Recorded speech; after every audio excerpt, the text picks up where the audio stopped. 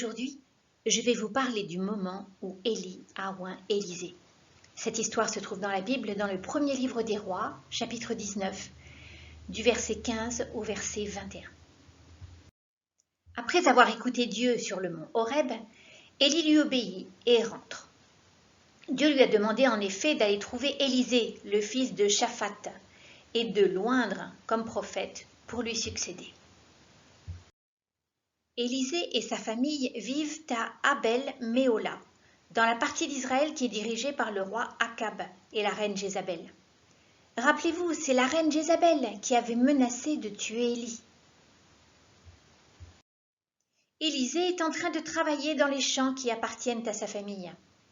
Il y a 12 paires de bœufs qui sont utilisés pour travailler la terre, et Élisée dirige la dernière paire. Élie s'approche d'Élisée. Puis il jette son manteau sur Élisée. Ce manteau était un symbole de l'appel de Dieu pour Élisée à devenir prophète.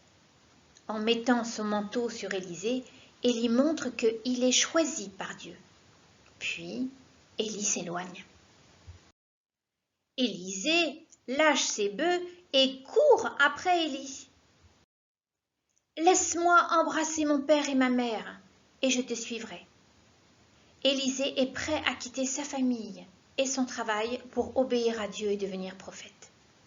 Élie lui répond alors « Va et reviens, car pense à ce que je t'ai fait. » Élisée rentre chez lui, il prend une paire de bœufs et les offre en sacrifice.